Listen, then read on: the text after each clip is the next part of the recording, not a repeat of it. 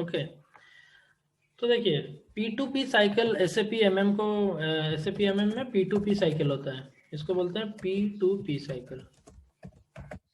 P2P cycle में क्या आता है? सबसे पहले नंबर 1 परचेज रिक्विजिशन, ठीक है। नेक्स्ट क्या है? Purchase order. Next goods receipt. इसके बाद invoice receipt and last vendor payment, ठीक है। तो MM का जनरल साइकिल यही होता है। अब इसके अंदर भी बहुत सारे जो अदर मॉड्यूल्स है वो लिंकअप रहेगा, जैसे क्वालिटी मॉड्यूल अगर चल रहा है तो PO के बाद क्वालिटी में चला जाएगा, ठीक है। सॉरी, इनवॉइस के टाइम मीगो गुड्स रिसिप्ट के टाइम पे वो क्वालिटी में चला जाएगा।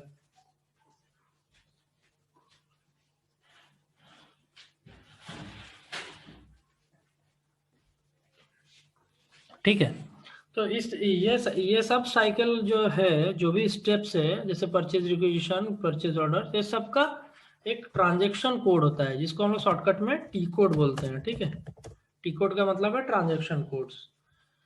तो एंड यूजर क्या करता है? ये सारे एंड यूजर के काम है, ठीक है। कंसल्टेंट का काम क्या है? वो SPRO से इसको बनाने के लिए जो प्री रिक्विजिट्स जरूरत है उसको तैयार करना, उसको कॉन्फ़िगर करना, ठीक है।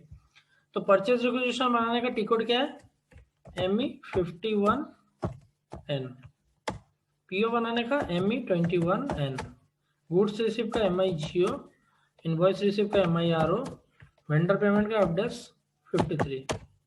सो ये सारे टी कोड्स हैं, ठीक है। तो मैं अभी शुरू से सिखाता हूँ आप लोग को, शुरू से बताता हूँ। तो PR बनाने के लिए प्री रिक्विजिट क्या है? हमको मटेरियल कोड चाहिए, मटेरियल कोड,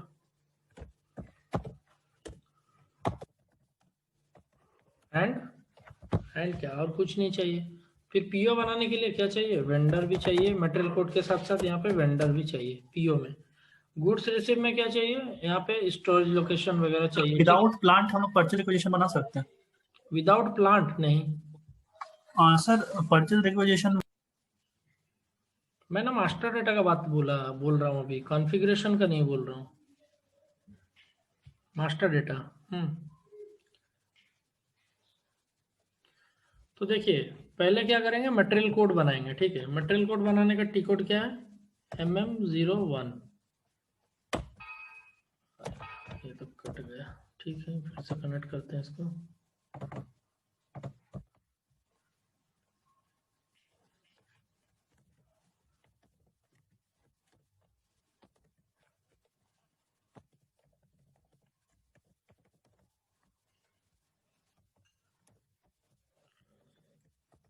तो MM01 से मटेरियल कोड बनाते हैं, ठीक है। मटेरियल कोड दो तरीके से बना सकते हैं, एक होता है इंटरनल, नंबर जनरेट करता है, और एक रहता है एक्सटर्नल, ठीक है।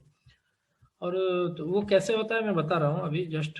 उसके बाद क्या है? Industry sector. इंडस्ट्री सेक्टर क्या होता है कि हमारा इंडस्ट्रीज क्या है? स्टील सेक्टर है, पावर सेक्टर है, या कुछ मैन्युफैक्चरिंग है, फूड है, ब्रीवेज है, जो भी रहेगा वो इंडस्ट्री सेक्टर यहाँ पे रहेगा। इतना सारा नहीं रहेगा जो भी दिख रहा है, क्योंकि ये टेस्ट सर्वर है इसीलिए यहाँ पे इतना सारा दिख रहा है।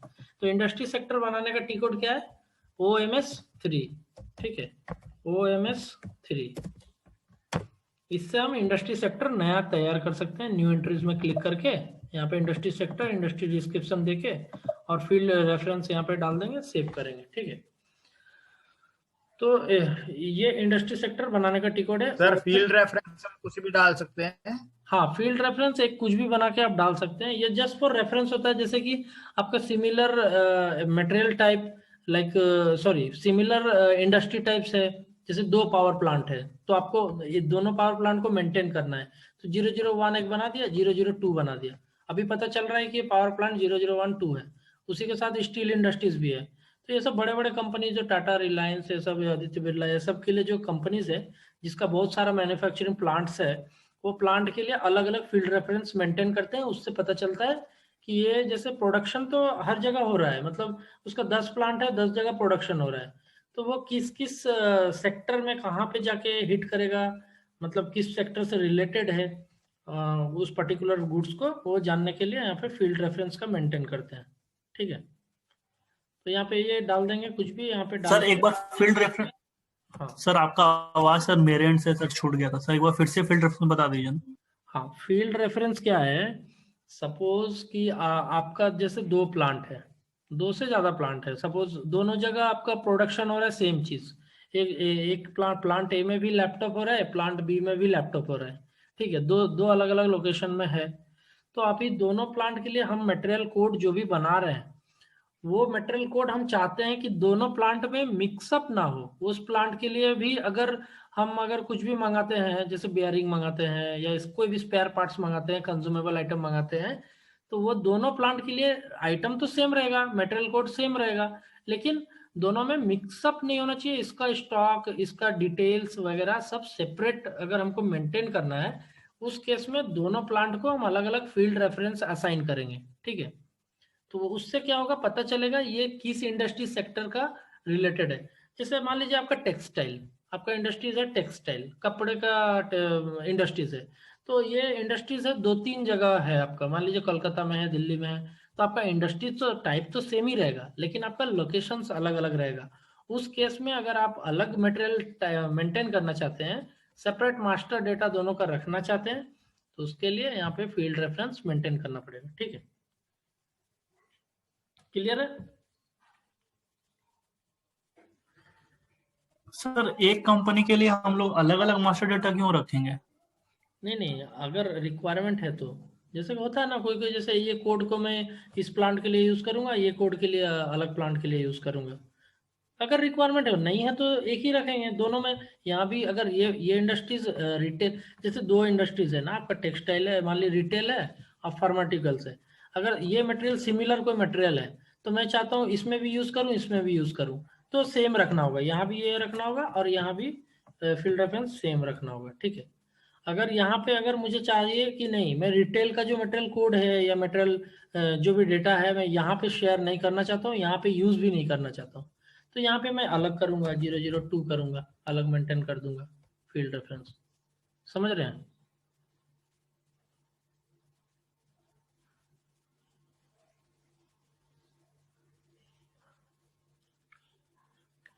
Hello,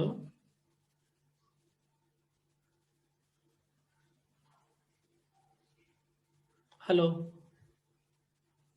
yes sir, yes sir, clear है? कहाँ चले गए? मैं यस सर। हाँ, ठीक है, नेक्स्ट आगे कंटिन्यू करते हैं। तो ये हो गया फील्ड इंडस्ट्री सेक्टर, ओके। तो नेक्स्ट क्या था, MM01 मटेरियल टाइप, ओके। तो इंडस्ट्री सेक्टर मैंने सिलेक्ट कर दिया, सपोज ये IT इंडस्ट्रीज है, कुछ भी सिलेक्ट कर लेंगे। उसके बाद मटेरियल टाइप, मटेरियल टाइप क्या है, ये मटेरियल टाइप में मतलब डिफरेंट डिफरेंट टाइप का सिमिलर मटेरियल जिस तरह का होता है, जैसे मैं एग्जांपल देता हूँ यहाँ पे, सपोज मटेरियल टाइप, यहाँ पे मेरा एक है सपोज Z001, ये यूज हो रहा है स्पेयर के लिए, स्पेयर पार्ट्स, ठीक है। Z002 ये हो रहा है मेरा रॉ मटेरियल के लिए, जितने भी रॉ मटेरियल आएंगे इसके अगेंस्ट में आएंगे। सिमिलरली Z003 ये जितना भी फिनिश गुड्स में बनाऊंगा, फिनिश गुड्स इसके अंदर बनाऊंगा, इसी मटेरियल टाइप के अगेंस्ट में बनाऊंगा, ठीक है।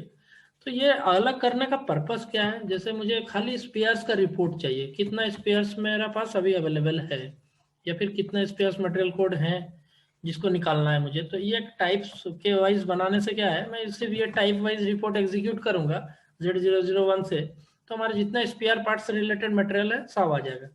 अगर रॉ मटेरियल वाइज है ये Z002, ठीक है, इस तरह से। अभी इंटरनल एक्सटर्नल जो मैं बोला था उसका मतलब क्या है, जैसे एक होता है इंटरनल और एक होता है एक्सटर्नल।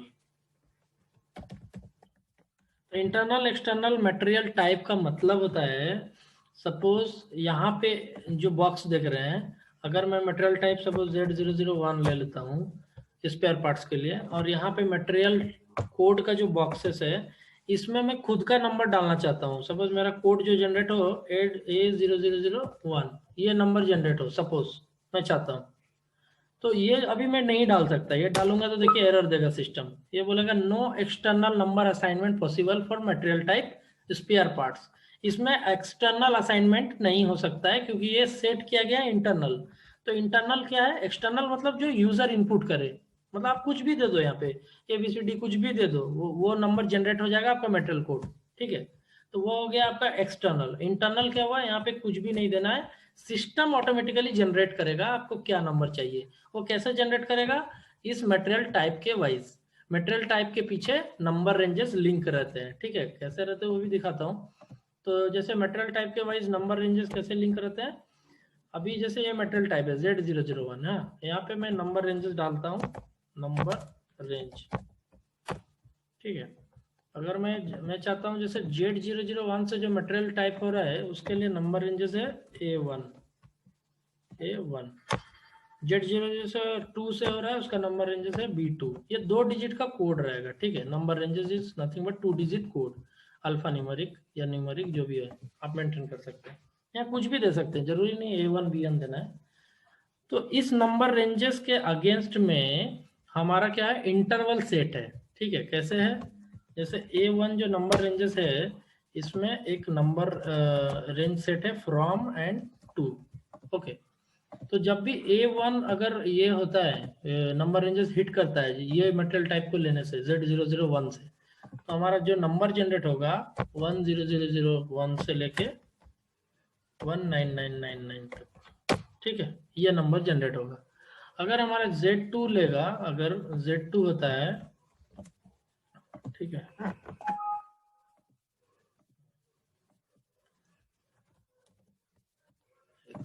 हाँ, अगर हमारा B2 नंबर रेंजेस हिट करता है, अगर ये मटेरियल टाइप लेके अगर मटेरियल कोड कोई बनाता है तो उसका नंबर जनरेट होगा 2001 से 2999, ठीक है, यहाँ तक।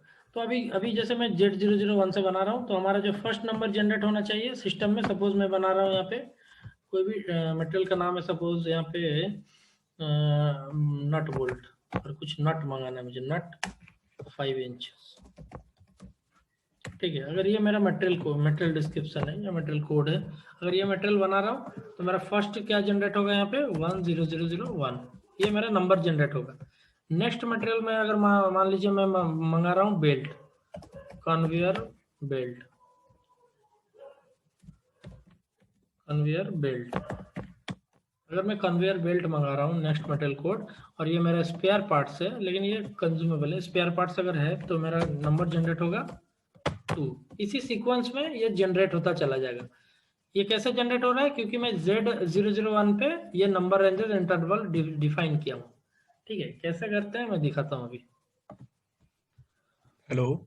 हाँ, हेलो हेलो सर, क्या कंज्यूमर आइटम या रॉ मटेरियल, सर ये क्या इसकी जो नंबर जनरेट होगा सर, क्या ये दोनों अलग अलग रहेगा या एक ही डिजिट वाले रहेंगे? नहीं, कंज्यूमेबल जैसे देखिए, ये मैं अलग अलग करके क्यों दिखा रहा हूँ, हर कंपनी का अलग अलग रिक्वायरमेंट होता है, वो अपना किस टाइप का मटेरियल को अलग रखना चाहते हैं। ये जब इम्प्लीमेंटेशन करते हैं ना तभी ये डिसाइड होता है कि ये किस टाइप का मेंटेन करना चाहते हैं। जैसे कंज्यूमेबल का भी लोग अलग रखते हैं, जैसे सभी कंपनी में मैक्सिमम में कंज्यूमेबल अलग रहता है, ठीक है। तो कंज्यूमेबल का जो जनरेट होगा सपोज मेरा 4 से होगा, 4001 से लेके, ये मैं नंबर रेंज खुद से दे रहा हूँ, आप अपना खुद भी कुछ भी दे सकते हो यहाँ पे, ठीक है। Okay sir. ये जस्ट मैं सिमिलर मटेरियल को एक टाइप के अंदर में सेग्रीगेट कर रहा हूँ, ताकि जैसे मैं कोड भी देखूँ ना, जैसे मुझे पता चला कि अभी कोड ये है तो ये मैं देख आंख मूंद के भी बता सकता हूँ कि ये कोड रिलेटेड है स्पेयर पार्ट से, not consumable on raw material and finish goods, है कि नहीं। तो इसी ओके सर। हाँ, तो रिपोर्ट जब निकालेंगे तो जब मैं Z001 से जो रिपोर्ट निकालूंगा सारे मटेरियल इसी के अंदर आएंगे, 1001 से लेकर 199 तक इसके अंदर आएंगे। ये सर स्पेयर पार्ट। हाँ, तो इसके अंदर आएंगे तो मुझे पता चल जाएगा स्पेयर्स का इतना मटेरियल है, इतना उसका रिपोर्ट है, समझ रहे। Yes sir okay. तो अभी देखिए नेक्स्ट क्या है कि ये कैसे बनाते हैं, मटेरियल टाइप कैसे बनाते हैं और इसको नंबर रेंजेस कैसे सेट करते हैं, ठीक है। सर इसमें मेरा एक क्वेश्चन है। हाँ बोलिए। जैसे अभी तो सर हम लोग डमी कर रहे हैं, तो ये हम लोग 10001 से लेके 19999 तक कर रहे हैं। ठीक है। लेकिन सपोज सर कल को हम लोग मतलब गोल्डन क्राउन में कर रहे थे, ठीक है, तो वहां पे अगर ये खत्म हो जाता है जैसे सर 19999 तक खत्म हो जाता है, ठीक है। तो उसके बाद क्या हमें दोबारा बनाना पड़ता है सर स्पेयर पार्ट्स? एग्जैक्टली, तो दूसरा नंबर रेंजेस आपको बना नंबर के रेंज इसमें दोबारा, असाइन करना होगा। ओके, तो वो एक और नंबर रेंज हमें आगे फिर बनाना होगा। हाँ, आप उस हिसाब से दीजिए ना, आप इतना बड़ा दीजिए कि वो खत्म ही ना हो, माने पूरा। अगर खत्म हो जाता है तो आप, जैसे बहुत सारा कंपनी का रिक्वायरमेंट रहता है कि मैं हर साल अपना नया नंबर दूंगा, तो मुझे पता चलेगा कि इस साल कितना मटेरियल बना है, ठीक है ना। तो अभी कैसे करेंगे, जैसे 2020 0001, फिर यहाँ पे 2020 999, यहाँ जाके खत्म होगा। अभी इसमें जो भी मटेरियल बनेगा पता चल जाएगा। अगले साल मैं क्या करूंगा, इसका नंबर रहेगा जैसे Z1, ठीक है। फिर अगले साल मैं इसको करूंगा Z2, इसका नंबर दूंगा 2021 0000। ये तो अपने ऊपर है कि आप क्या लेना चाहते हैं, कैसे मेंटेन करना चाहते हैं सिस्टम को, ठीक है। इस तरह से मैं मेंटेन करूंगा। अब ये नंबर रेंजेस इसी टाइप में Z001 में ईयर 2020 के लिए मैं असाइन किया था, अभी यही Z001 के लिए ईयर 2021 में चेंज कर सकते हैं। तो अभी इस साल में जो भी नंबर जनरेट होगा इसके अकॉर्डिंगली होगा, समझ रहे हैं? ओके ओके, मैं समझ गया सर। ओके। तो ये क्या है, यूजर हर कंपनी का अलग अलग रिक्वायरमेंट होता है, उसी रिक्वायरमेंट में आपको सोच के उसी हिसाब से सिस्टम को मैप करना है, बनाना है सिस्टम को। तो अभी मटेरियल टाइप बनाते हैं, ठीक है। मटेरियल टाइप बनाने कोड का, क्या है सर ये नंबर रेंज का? हाँ सब बता रहा हूँ आगे, सब मैं बता रहा हूँ, दिखा रहा हूँ आपको। हाँ, डिस्कनेक्ट हो जा रहा है।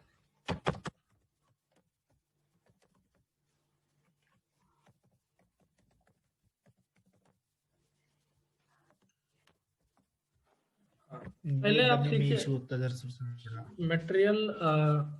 मटेरियल टाइप बनाने का टी कोड क्या है, OMS2, ठीक है। OMS2 में जाएंगे, देखिए ये ऐसे स्क्रीन खुलेगा, ये सारे मटेरियल टाइप हैं, ठीक है। तो इसमें क्या है ना कि मटेरियल टाइप आप डायरेक्टली न्यू एंट्रीज नहीं बना सकते, ठीक है। ये क्या बोल रहा है, कॉपी एन एग्जिस्टिंग मटेरियल। इसका मतलब क्या है, आपको नया डायरेक्टली नहीं बना सकते, आपको कॉपी करना है। कॉपी मैंने इन द सेंस जैसे इसको सिलेक्ट करके यहाँ पे कॉपी करके बनाना है। तो हम कॉपी किसको करते हैं, स्टैंडर्ड को। तो यहाँ पे जब भी आप सिस्टम इम्प्लीमेंट करेंगे फर्स्ट टाइम में, तो आपको स्टैंडर्ड मटेरियल टाइप ऑलरेडी रहेगा सिस्टम में। जैसे कि मैं यहाँ पे लिखता हूँ, समझ में आ जाएगा। जैसे कि मैंने यहाँ पे बता रहा था मटेरियल टाइप, हाँ इसको यहाँ पे हटाता हूँ। जैसे standard material type, standard material type, ये सिस्टम जब इम्प्लीमेंट करते हैं तो ऑटोमेटिकली ये रहता है। तो जैसे अभी जैसे हमें स्पेयर पार्ट्स के लिए, इसके लिए स्टैंडर्ड है ERSA। ये हर जगह आपको मिलेगा, जहां भी जाओ आपको ये मटेरियल टाइप मिलेगा, किसी भी सिस्टम में, किसी भी SAP, चाहे वो टेस्ट हो या लाइव हो, कोई भी कंपनी का। फिर रॉ मटेरियल के लिए क्या होता है, ROH, ये होता है स्टैंडर्ड। हमको ROH को कॉपी करके Z002 खुद का बनाना है, ठीक है। कैसे करना है दिखाता हूँ मैं यहाँ पे। जैसे देखिए यहाँ पे मैं बोला रॉ मटेरियल के लिए ROH, यहाँ पे देखिए ये ROH, ये रॉ मटेरियल, ये स्टैंडर्ड है, ठीक है। इसको क्या करेंगे, यहाँ पे कॉपी करेंगे, जस्ट कॉपी, और यहाँ पे नाम दे देंगे Z002, ठीक है। उसके बाद यहाँ सेव कर देंगे एंटर करके। तो ये क्या होगा, हमारा रॉ मटेरियल खुद का बन जाएगा। अब इसको मैं यूज कर सकता हूँ, और कुछ नहीं करना है यहाँ पे, ठीक है।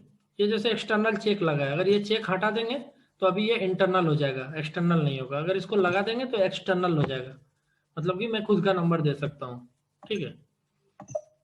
तो ऐसे करके मुझे मटेरियल टाइप बनाना है। अच्छा, और स्टैंडर्ड क्या है, देखिए स्टैंडर्ड को हमेशा कॉपी करके बनाना है, ठीक है। जैसे फिनिश प्रोडक्ट का होता है FERT, ये देखिए FERT, ये है स्टैंडर्ड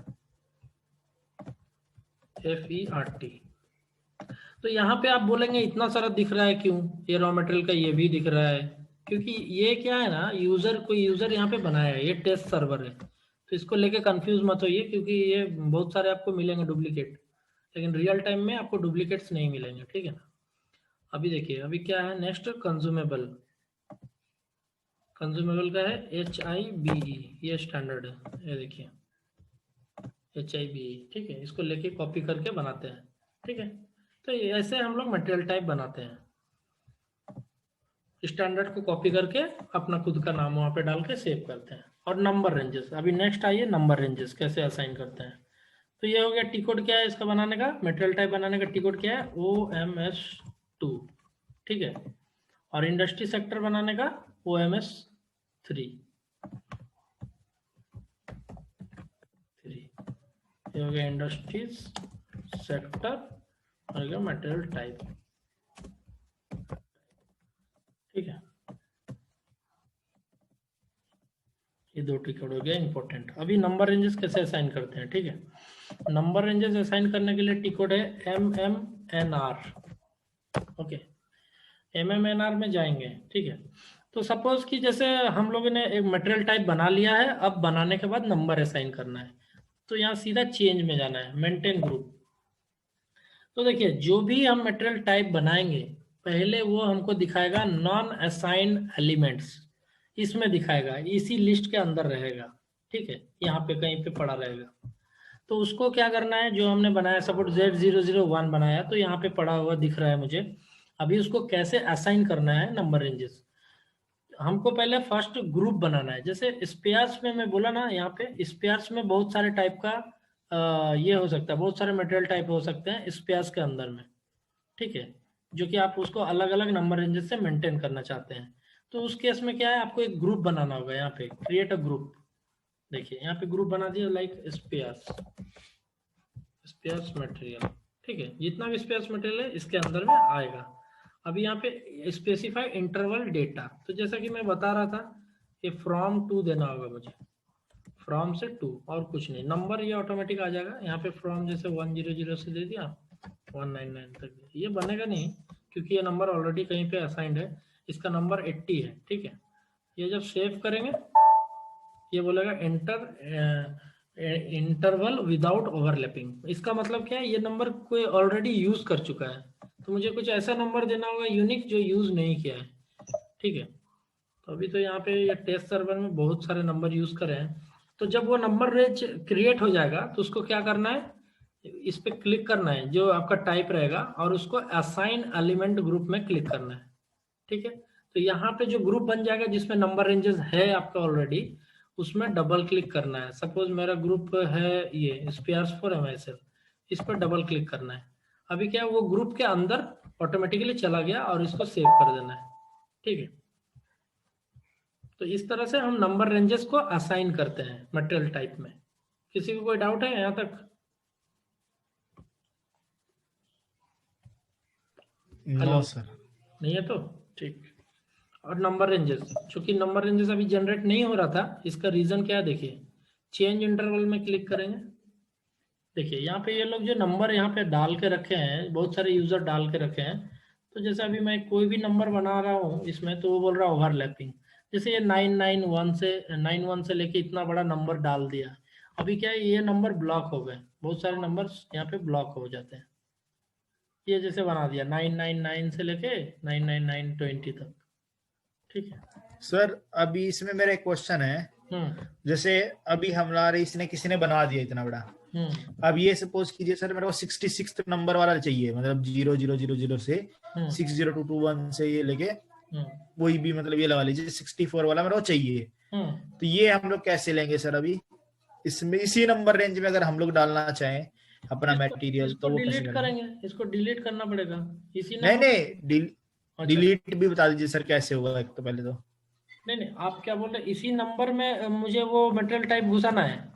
हाँ तो क्या है, देखिए क्या करना होगा, पहले मुझे चेंज डॉक्यूमेंट में इसमें ग्रुप में जाना होगा। अभी देखना होगा वो नंबर किसके अगेंस्ट में है, जैसे 006 इसके अंदर में, ये नंबर के अंदर में अगर मुझे डालना है सपोज, तो क्या करना होगा, ये मटेरियल के ऊपर, जैसे ये मटेरियल टाइप मैंने क्रिएट किया, सपोज यहाँ पे कोई भी एक ले लेते PROC, ये क्रिएट किया। अभी यहाँ पे असाइन एलिमेंट ग्रुप है, इसमें क्लिक करेंगे और वो किस ग्रुप में था इसमें डालना है 006, यानी मेस्को सेमी फिनिश गुड्स। अभी यहाँ पे देखेंगे वो ग्रुप यहाँ पे कहाँ पे है, ये फर्स्ट वाला ही है, इसको क्लिक कर देंगे डबल क्लिक। अभी देखो यहाँ से हट गया वो PROC और यहाँ पे घुस गया, ठीक है। अभी PROC लेके जो भी मटेरियल कोड बनाएंगे ना, आपका किस नंबर में आएगा, इसी नंबर में आएगा, देखिए इसी नंबर के अंदर में आएगा, ठीक है। कोई डाउट? No sir. ठीक है, तो डिस्कनेक्ट हो जाएगा लग रहा है, और टाइमर लगा है ना 40 मिनट्स का। ठीक है, तो नंबर रेंजेस आप लोग मटेरियल टाइप में असाइन करना सीख गए हो, ठीक है। करके ट्रायल करके देखना, आपको कुछ प्रॉब्लम आ रहा है तो मुझे बताना आपको, ठीक है। तो ये हो गया मटेरियल टाइप। और मटेरियल कोड के लिए क्या इंपॉर्टेंट चीज़ है दिखा देता हूँ मैं। MM01 में जाएंगे, इंडस्ट्री सेक्टर कुछ भी ले लेंगे जो इंडस्ट्रीज है मेरा, और यहाँ पे मटेरियल टाइप ले लेंगे जो मैंने बना के रखा है यहाँ पे, आप नया बना के भी ले सकते हैं, सपोज Z001, और यहाँ पे एंटर प्रेस करेंगे। अभी देखिए यहाँ पे सिलेक्ट व्यू का ऑप्शन आया, ठीक है। अगर अभी डिस्कनेक्ट हो जाता है तो आप लोग वापस से तुरंत कनेक्ट कर लेना, मैं तुरंत ओपन करूंगा, क्योंकि 40 मिनट्स के बाद ये डिस्कनेक्ट हो जाता है ऑटोमेटिक। हाँ, ट्रायल वर्जन है ना, ठीक है। तो अभी देखिए यहाँ पे सिलेक्ट व्यू का ऑप्शन है, यहाँ पे क्या करेंगे, basic data 1, basic data 2, classification, बहुत सारे ये सब व्यूज दिए गए हैं। तो एज पर रिक्वायरमेंट, सब कंपनी का सब मटेरियल का अलग अलग रिक्वायरमेंट होता है। अगर ये परचेज कर रहा हूँ मैं, परचेजिंग मटेरियल है, तो यहाँ पे परचेजिंग का टैब डाला है। और बेसिक डेटा तो सभी में रहेंगे, क्योंकि बेसिक डेटा मतलब जनरल डेटा, जो कि material description, unit of measure, वो सब आएंगे इसके अंदर। अभी इसके ये हर एक टैब के अंदर क्या क्या है वो मैं दिखाऊंगा, ठीक है। तो अभी जनरल जो है, ये 4 टैब लेने से हमारा P2P साइकिल कंप्लीट हो जाए, मतलब प्रोक्योरमेंट कर सकते हैं। एक हुआ basic data, purchasing data, storage location data and accounting 1। तो ये 4 अगर लेते हैं तो हम प्रोक्योरमेंट कर सकते हैं। इसके अलावा जो MRP है, ये सब है आपका PP के लिए। प्रोडक्शन प्लानिंग का मॉड्यूल जहाँ यूज होता है, MRP का यूज होता है। ये टैब में सारे फील्ड्स रहेंगे, सारे कंट्रोल्स इसमें डालने पड़ेंगे। जहाँ पे WM वेयर हाउस मैनेजमेंट होता है, ये दोनों लेना पड़ेंगे। ये दोनों के अंदर में बहुत सारा डेटा डालना है। जहाँ क्वालिटी मैनेजमेंट, वहाँ पे ये लेना पड़ेगा। तो ये उस हिसाब से जैसा रिक्वायरमेंट रहेगा, हर कंपनी का अलग अलग रहता है, उस हिसाब से हमको यहाँ पे व्यूज को मेंटेन करना है। तो देखिए अभी जनरली मैं दिखाता हूँ कैसे मेंटेन करना है। जस्ट क्लिक एंटर, यहाँ पे प्लांट डालना है, जैसे यहाँ पे डाला हुआ है MISL। आपका जो प्लांट रहेगा वहाँ पे अलग रहेगा, ये स्टैंडर्ड नहीं है। स्टोरेज लोकेशन, जो भी storage location like main store, central store, इस तरह के स्टोरेज लोकेशन आपके रहेंगे, उसको डालना है। उसके बाद एंटर। अभी यहाँ पे आ गया, देखिए अभी यहाँ पे आ गया डिस्क्रिप्शन। यहाँ पे मटेरियल का डिस्क्रिप्शन डालना है, और कोड ऑलरेडी अलॉट हो चुका है। ये कोड मेरा जनरेट होगा सेव करने के बाद। तो हमारा जो मटेरियल कोड है उसका डिस्क्रिप्शन यहाँ पे डालना है। मुझे क्या मंगाना है यहाँ पे, जैसे कन्वेयर बेल्ट मंगाना है, ठीक है। तो कन्वेयर बेल्ट मंगाना है, यहाँ पे लिख दिया मैंने। यहाँ पे बेस ऑफ यूनिट कैसे मंगाना है, लीटर में मंगाना है, इंचेस में मंगाना है। तो इंचेस में यहाँ पे बहुत सारा आपका बना हुआ रहता है, आप नया भी बना सकते हो अगर नहीं है यहाँ पे तो, ठीक है। तो जैसे हम इसको मंगाते हैं मीटर में, सॉरी मीटर में, ये ओनली M होगा, मीटर मतलब M, या इसमें मंगाते हैं मीटर में। मीटर में कन्वेयर बेल्ट आता है, तो हम यहाँ पे मीटर ले लेंगे। ईच भी है, पीसेस है, जिसमें आएगा। मटेरियल ग्रुप, नेक्स्ट क्या है, मटेरियल ग्रुप। मटेरियल ग्रुप में क्या डालते हैं, जैसे हमारा सिमिलर मटेरियल, जैसे इलेक्ट्रॉनिक गुड्स, तो जितना इलेक्ट्रॉनिक गुड्स रहेगा उसके लिए एक मटेरियल ग्रुप बना देंगे और उसके अंदर डाल देंगे। तो उससे क्या होगा कि मैं ग्रुप वाइज भी कुछ रिपोर्ट चाहिए, जैसे एक इलेक्ट्रॉनिक्स का कितना आइटम है हमारे प्लांट में, कैसे पता चलेगा, इसके थ्रू। तो सिमिलर मटेरियल को हम एक ग्रुप में डालते हैं। इससे क्या होता है कि हमको पता चलता है कि हमारे पास इसी टाइप के मटेरियल कितने सारे अवेलेबल्स हैं, मटेरियल कोड कितने बन चुके हैं, ठीक है। तो ये किसी के रिलेटेड नहीं है। हाँ, मटेरियल ग्रुप जो है पूरा इंडिपेंडेंट है, ये किसी के साथ लिंक नहीं है, ना तो प्लांट के साथ लिंक है, ना तो कंपनी कोड के साथ लिंक है, किसी के साथ लिंक नहीं है, पूरा इंडिविजुअल। तो सपोज यहाँ पे मैंने कोई भी एक मटेरियल ले लेते हैं, लाइक सपोज ये ले लेते हैं, कोई भी ग्रुप ले सकते हैं यहाँ पे, ठीक है। उसके बाद एंटर, यहाँ पे और कुछ नहीं डालना है। नेक्स्ट है परचेजिंग। परचेजिंग डेटा में क्या डालना रहता है, मेन चीज परचेजिंग ग्रुप। परचेजिंग ग्रुप का मतलब क्या है, पर्सन रिस्पॉन्सिबल इस मटेरियल कोड को क्रिएट। हाँ हेलो सर, अगर हमें मटेरियल का मेजर नहीं पता तो हम लोग EA लेते हैं ना। हाँ ये तो ईच हो गया ना, मैं तो कुछ भी ले सकते हैं यहाँ से आप कुछ भी ले सपोज सकते अगर हमें अगर नॉलेज नहीं होता है कि क्या चीज में हो सकता है, वो मीटर में है, किलोग्राम में है, तो हम लोग ईच लेते हैं ना। हाँ ईच ले सकते हैं, लेकिन मैंने आपको एटलीस्ट ये तो पता होना चाहिए ये मतलब किस में प्रोक्यूरमेंट होने वाला है, वो तो डेफिनेटली आपको पता करना पड़ेगा बनाने के पहले। आप ईच में बना दो चलो कोई बात नहीं, आपको पता नहीं आपने ईच में बना दिया, लेकिन वो जब पीओ बनाएंगे ना, पीआर बनाएंगे, उसके पहले आपको 100% पता करना पड़ेगा कि ये किस में ये ऑर्डर होता है, लीटर में होता है, ईच में होता है, केजी में होता है। नहीं तो आप बना दोगे ईच में और वो वेंडर क्या करेगा, माल सप्लाई करेगा तो तब मीटर में करेगा, तो आपका वैल्यूएशन कैसे होगा बोलिए, वैल्यूएशन तो नहीं हो पाएगा ना फिर। ओके ओके ठीक है सर। आप जैसे पानी का बोतल वो पर लीटर होता है, 1 लीटर एक बोतल में 1 लीटर, आप उसको कर देंगे मान लीजिए 1 मीटर, तो वो क्या नाप पाएगा? अगर आप 100 क्वांटिटी डालते तो कितना मीटर हो जाएगा, गड़बड़ हो जाएगा ना, तो देखने में भी खराब होगा, कैलकुलेशन भी गड़बड़ होगा। तो इसके लिए मटेरियल ग्रुप भी हमें अपना खुद का बनाना होगा क्या? हाँ मटेरियल ग्रुप खुद का बनाना होगा, ये इंटरनल पर्पस के लिए है, इससे कुछ होता जाता नहीं है। जस्ट आप सिमिलर जैसे इलेक्ट्रॉनिक्स बना दिया तो इलेक्ट्रॉनिक गुड्स उसमें है। आप बना दिए लाइक सपोज लैपटॉप बना दिए अभी या फिर कंप्यूटर बना दिए, कंप्यूटर पेरिफेरल्स, अभी जितना कंप्यूटर का आइटम है उसके अंदर में खरीद रहे हैं आप, माउस हो, कीबोर्ड हो, लैपटॉप हो, डेस्कटॉप हो, सब कंप्यूटर पेरिफेरल्स के अंदर में आ रहा है, समझ रहे हैं? तो इस तरह से सेग्रीगेट करना है मटेरियल ग्रुप ओके को। सर। तो परचेजिंग ग्रुप सर ये आप अपने हिसाब से बना बना के दिखा दीजिए, क्योंकि क्या आप अभी जैसे सेव वगैरह नहीं कर रहे ना, तो उसमें अभी तो चलो कोई बात नहीं है, लेकिन आगे आप बना लीजिए मतलब आप भी। अच्छा नहीं नहीं कॉन्फ़िगर अभी मैं कॉन्फ़िगरेशन नहीं कर रहा हूँ ना, कॉन्फ़िगरेशन स्टार्ट करेंगे ये सब बनाएंगे, मैं तो सब दिखाऊंगा आपको A to Z। ओके ठीक है ठीक है ठीक है ये सर, मैं कोई इशू नहीं। जस्ट आपको साइकिल बता रहा हूँ कि P2P साइकिल होता क्या है, प्रोक्यूरमेंट, ये तो एंड यूजर लेवल का मैं नॉलेज जो दे रहा हूँ, बेसिक नॉलेज दे रहा हूँ आपको। इसके बाद आएंगे कॉन्फ़िगरेशन लेवल पे, ये तो तुरंत 1-2 क्लास में खत्म हो जाएगा, उसके बाद कॉन्फ़िगरेशन स्टार्ट करेंगे, प्लांट कैसे बनाते हैं, स्टोरेज लोकेशन कैसे बनाते हैं, ठीक है, मटेरियल टाइप जो अभी बताया वो कैसे बनाते हैं, बना के दिखाऊंगा आपको, ठीक है ना। Okay sir okay. तो देखिए अभी जैसे मटेरियल ग्रुप डाल दिया और परचेजिंग ग्रुप, परचेजिंग ग्रुप क्या है, ये है पर्सन रिस्पॉन्सिबल, किसके कहने पे ये मटेरियल बन रहा है, ये कौन जिम्मेदार है उसका। तो ठीक है, यहाँ पे आप आदमी मतलब किसी पर्सन के नाम से ये बना रहता है ग्रुप, या फिर डिपार्टमेंट के नाम से रहता है, ठीक है। तो यहाँ पे आप कुछ भी डाल देते हैं अभी अभी के लिए, जैसे यहाँ पे मैं डाल देता हूँ सपोज ये डाल दिया, इससे कोई फर्क नहीं पड़ता है, इससे जस्ट फॉर इंफॉर्मेशन। इसके बाद क्या है देखिए, प्लांट स्पेसिफिक मटेरियल स्टेटस, इसका मतलब क्या होता है कि ये जो मटेरियल है, मैं सपोज बना दिया कन्वेयर बेल्ट, अभी मैनेजमेंट या कोई स्टोर डिपार्टमेंट वाला बोला कि ये मटेरियल को ब्लॉक कर दीजिए, ये मुझे यूज नहीं करना है फ्यूचर में, तो उसको ब्लॉक यहाँ से करते हैं, ठीक है।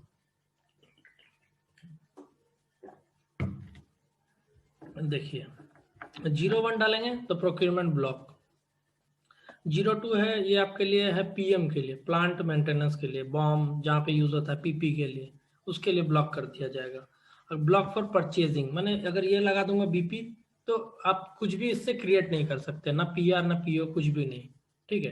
तो 01 जो होता है वो हेडर लेवल होता है, मतलब ये टोटल ब्लॉक कर देगा मटेरियल को 01, मैंने इसके बाद आप कुछ भी नहीं कर सकते, ठीक है।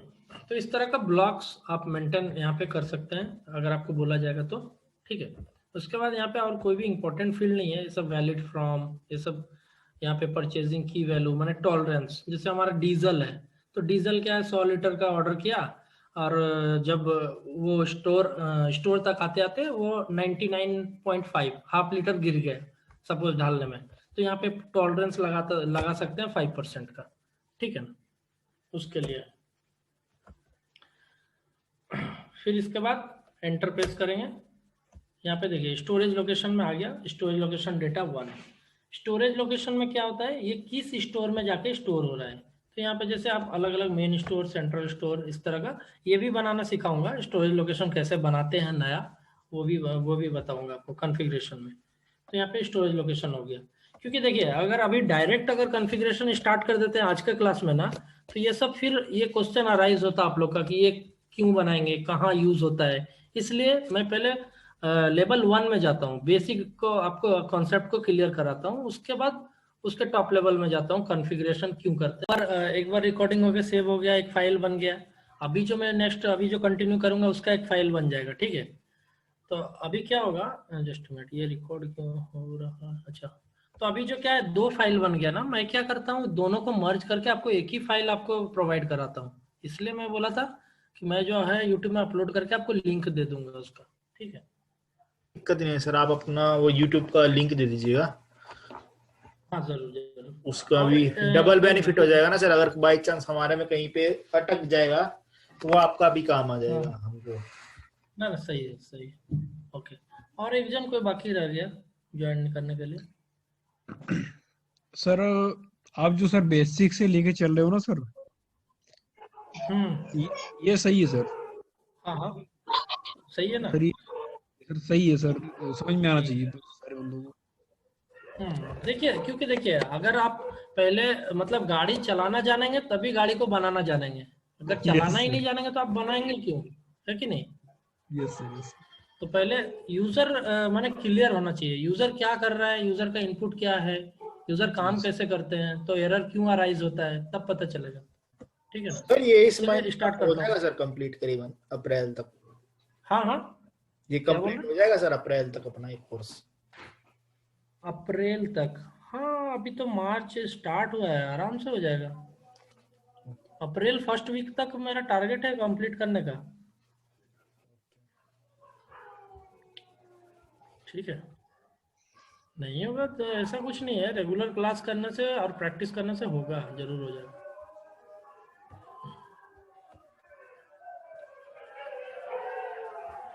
ठीक है।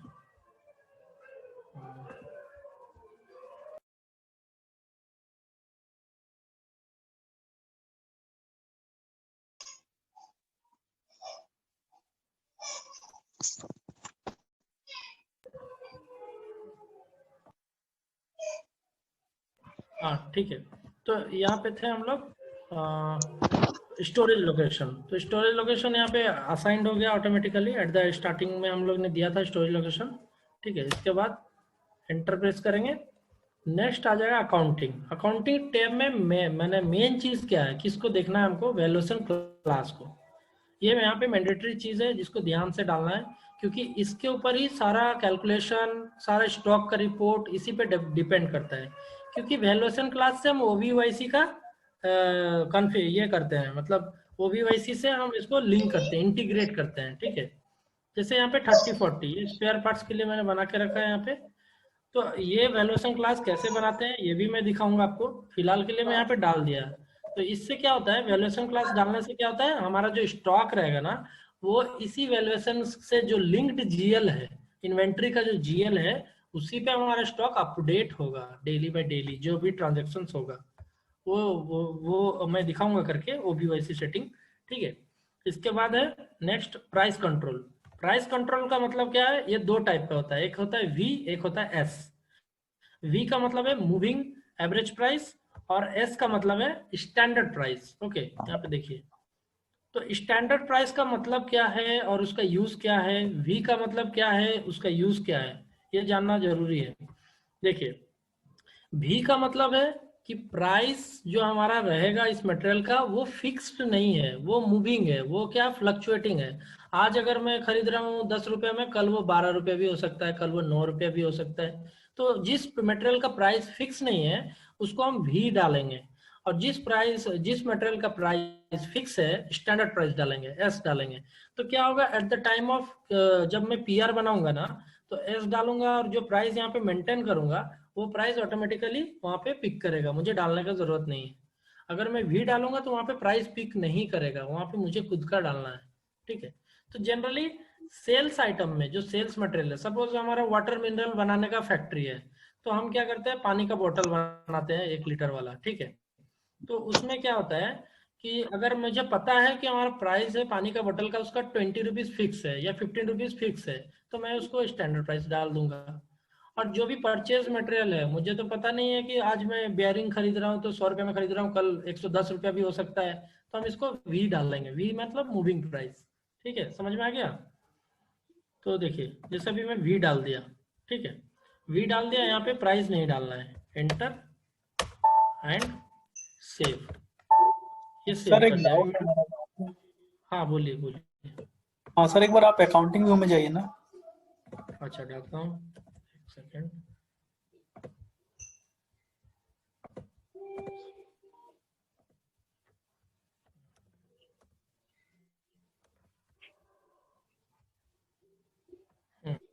गया, बोलिए।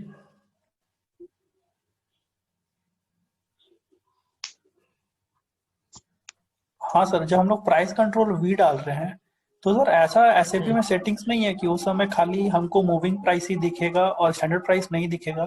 क्योंकि अगर हम प्राइस कंट्रोल वी डाल रहे हैं तो हमको स्टैंडर्ड प्राइस से मतलब नहीं है, मतलब मेरा जो अंडरस्टैंडिंग हुआ सर अभी, उसमें हमको स्टैंडर्ड प्राइस से मतलब नहीं है। और जब हम स्टैंडर्ड प्राइस एस डालेंगे तो मेरे को मूविंग प्राइस से मतलब नहीं है। तो डिपेंडिंग अपॉन प्राइस कंट्रोल, हम लोग का स्क्रीन, हम लोग का जो फील्ड है मूविंग प्राइस और स्टैंडर्ड प्राइस, क्या उस पर हम लोग का कंट्रोल नहीं हो सकता है कि ये दोनों फिलहाल रिलेवेंट है इररिस्पेक्टिव ऑफ प्राइस कंट्रोल? नहीं नहीं, देखिए फिलहाल जो आपने बोला, आपका कॉन्सेप्ट ठीक है, सही है, मानता हूँ, लेकिन वो अभी यहाँ पे एसएपी में ऐसा नहीं है कि हम भी डालेंगे तो ये हाइड हो जाएगा ऑटोमेटिक। आपको क्या है कि देखिए वो हाइड करने का एक ऑप्शन है, मतलब कि उसको सप्रेस कर सकते हैं, ठीक है ना? तो सप्रेस करने से ये हाइड हो जाएगा, ऐसा कुछ नहीं है, मैं करके दिखा दूंगा आपको।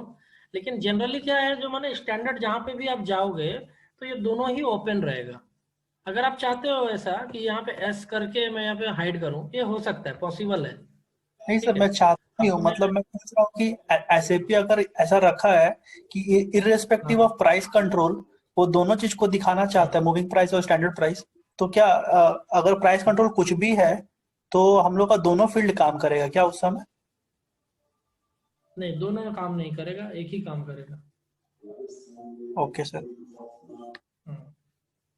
एक ऑटोमेटिकली हाइड हो जाएगा, माने सप्रेस हो जाएगा, आपको दिखाई देगा लेकिन आप इसमें इनपुट नहीं डाल पाओगे, ठीक है ना? जैसे अभी ओके अभी ओके। अभी जैसे है इस तरफ से दिखाई देगा, डिस्प्ले मोड में रहेगा, ठीक है। और एक रहेगा एक्टिव, इसमें आप प्राइस डाल सकते हो, ठीक है। तो सर अगर हम प्राइस कंट्रोल वी वी डालें तो उसमें उस केस में मेरे को स्टैंडर्ड प्राइस वाला जो फील्ड उससे कोई मतलब नहीं रहेगा? नहीं। ओके। हाँ। ठीक है, इसका इसका मैं आपको एक मतलब ये करूंगा, मैं प्रैक्टिकल जब और करूंगा सर आपको एक दिखाऊंगा। एक चीज बताइएगा, ये जो यहाँ पे टोटल स्टॉक और टोटल वैल्यू दिखा रहा है, तो हम लोग का जो स्टोरेज लोकेशन में जितना स्टॉक रहेगा सारा इसी व्यू में अपडेट कर देगा? नहीं, यहाँ पे अपडेट नहीं करेगा। तो सर इस फील्ड का मतलब क्या है, टोटल स्टॉक? देखिए ये फील्ड एक्चुअली एक मॉड्यूल है आपका, ऑटोमेटिकली इसमें चलता है वेयर हाउस मैनेजमेंट, ठीक है। वेयर हाउस मैनेजमेंट एक मॉड्यूल है जो एमएम का एडवांस मॉड्यूल है।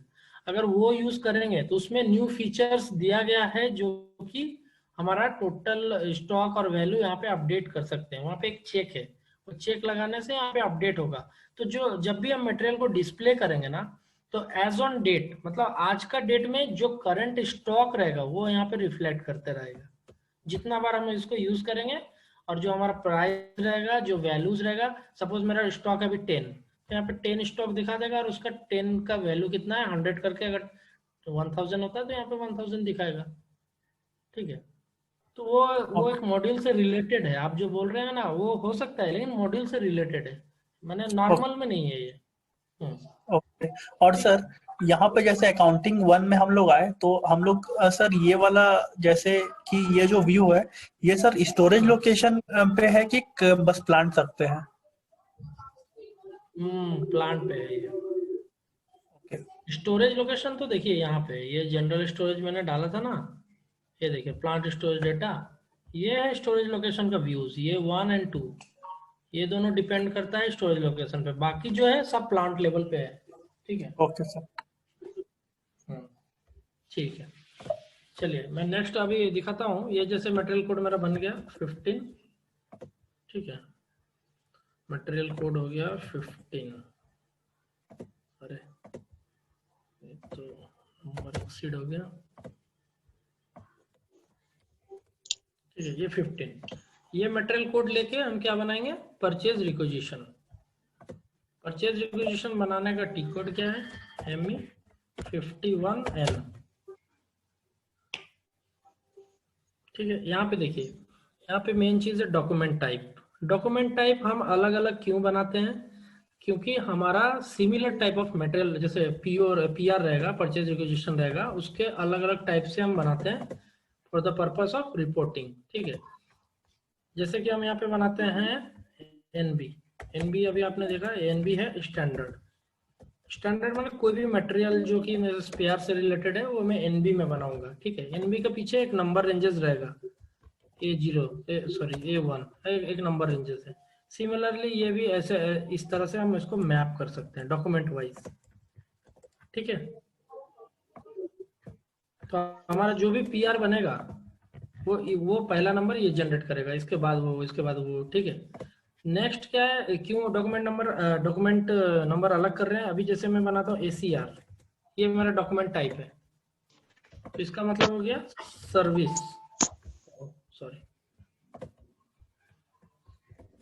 SERVIC, service PR।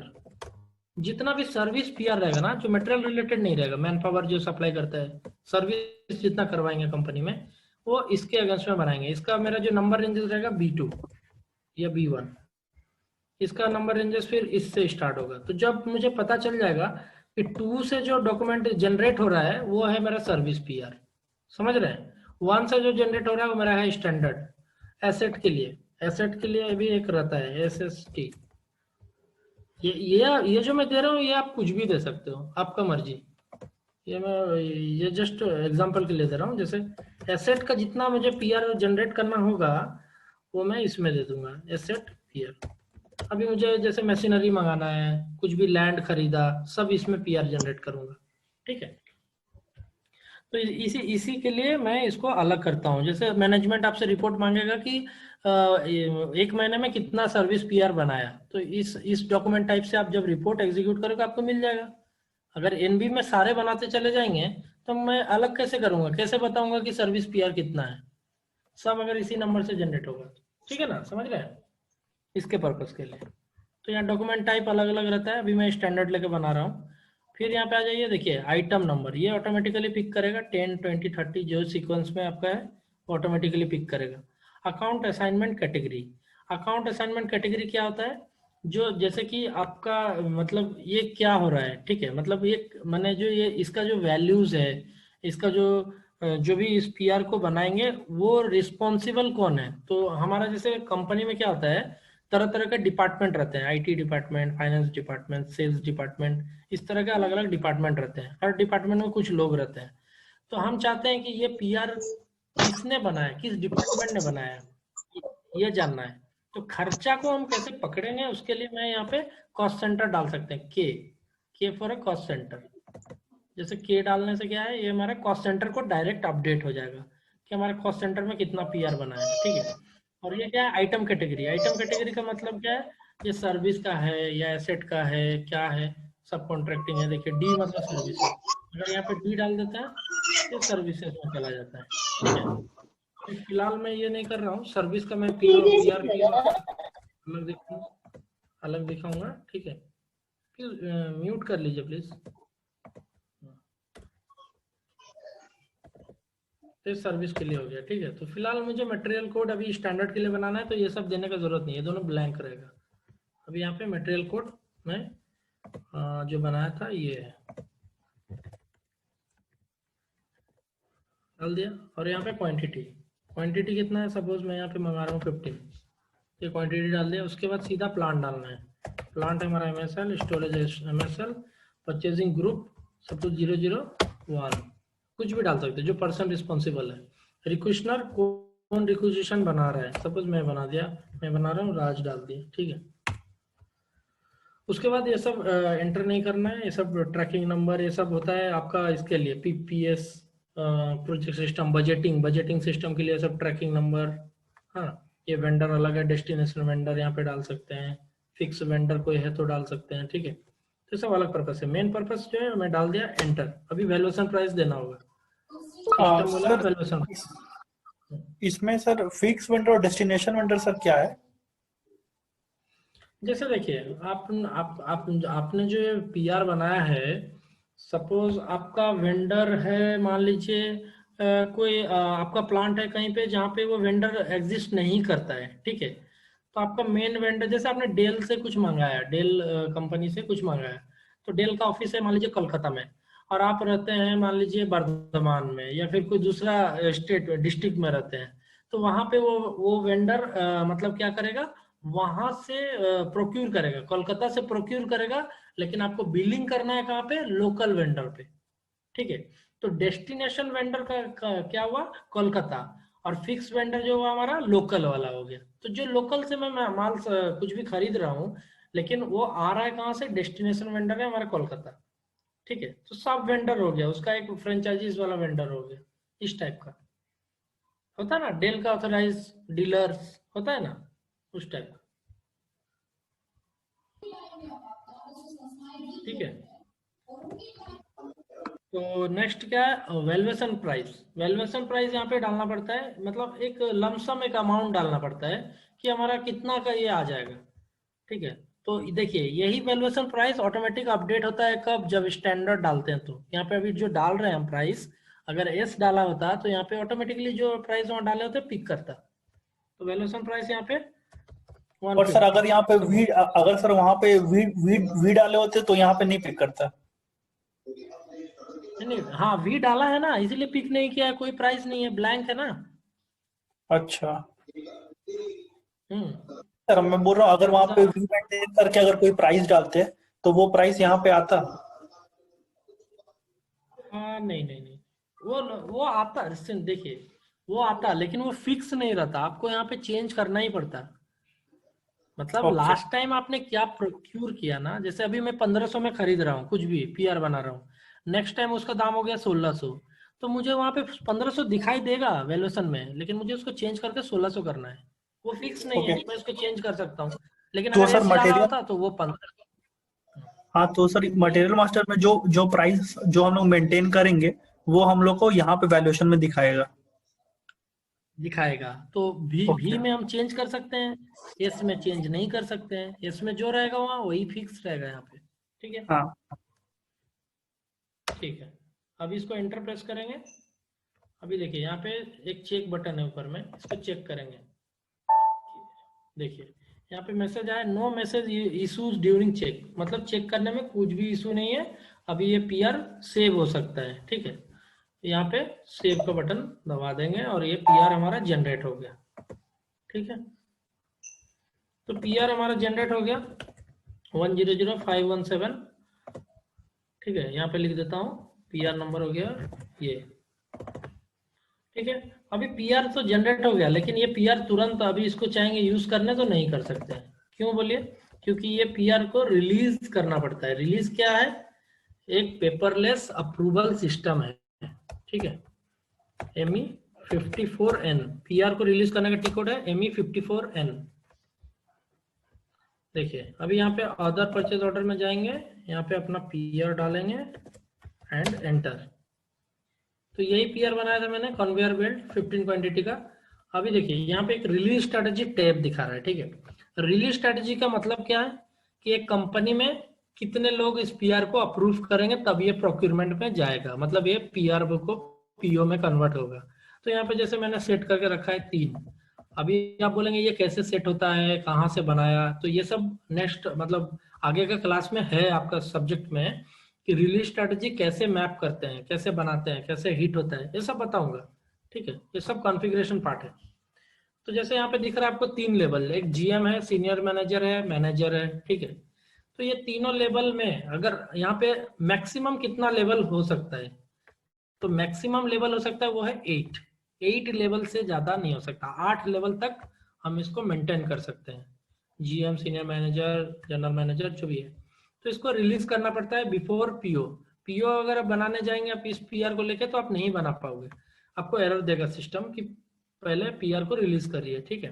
तो रिलीज कैसे करेंगे, यहाँ पे टिक में क्लिक करेंगे, तीनों में करेंगे, क्योंकि रियल टाइम में क्या होता है, तीनों अलग अलग पर्सन होते हैं, अलग अलग सबको ऑथराइजेशन रहता है। जो जीएम है वो हेडर लेवल में क्लिक करेगा, सीनियर मैनेजर मिडिल लेवल में क्लिक करेगा। तो इस तरह का आपका कंपनी में अलग रहेगा, वहाँ पे आपका जैसे रिक्वायरमेंट रहेगा उसे वहाँ पे सेट करना है। तो जब फुल रिलीज कर देने के बाद तीनों में सब सारे टैब में टिक होना चाहिए, फिर सेव। अगर एक में भी टिक नहीं हुआ तो आप पीओ नहीं बना सकते। तो अभी परचेज रिक्वेजिशन हमारा सेव हो गया है और ये पीओ बनने के लिए रेडी है। तो नेक्स्ट क्लास में क्या करेंगे, पीओ बनाएंगे, उसको रिलीज करेंगे, मीगो करेंगे और इनवॉइस करके पेमेंट करेंगे। तो मुझे जहां तक टारगेट है नेक्स्ट क्लास में आपका P2P साइकिल कंप्लीट हो जाएगा। उसके बाद जस्ट कॉन्फ़िगरेशन स्टार्ट करेंगे, प्लांट कैसे बनाते हैं, स्टोरेज लोकेशन कैसे बनाते हैं, मटेरियल टाइप कैसे बनाते हैं, ये सब करेंगे। ठीक है, तो आज के लिए इतना ही रहने दीजिए, नहीं तो ओवर बाउंस हो जाएगा आप लोग को। हाँ, तो मैं यहाँ लिख के रख देता हूँ लास्ट हमारा पीआर क्या बना है, पीओ क्या बना है, यहाँ पे लिख के रख देता हूँ, इसको सेव करके नेक्स्ट यहीं से स्टार्ट करेंगे। ठीक है, ठीक है, और किसी को कोई डाउट? ओके सर बाद में ना एक तो जो एरर वगैरह भी थोड़ा सा मतलब बनाना सर, फिर वो एरर फेस करना ही बताना सर। तो एरर तो आएगा ना भाई, नेक्स्ट क्लास से तो एरर ही एरर आएगा। ओके ओके, पिछली बार भी एरर में ही काफी टाइम लग गया था। नहीं लगेगा, मैं तो बोला ना, और एक क्लास में P2P कंप्लीट करेंगे, और एक एफआई क्लास में इंटीग्रेशन P2P भी करेंगे क्या सर अभी हम लोग, या एफआई इंटीग्रेशन नहीं करवाओगे अभी? जरूर कराएंगे एफआई इंटीग्रेशन। P2P कंप्लीट होने दीजिए, OBYC में जाके एफआई इंटीग्रेशन होता है, वो भी मैं दिखाऊंगा आपको। ओके ठीक है, थैंक यू सर। ठीक है, थैंक यू, आज के लिए इतना ही सर स्टॉप। राज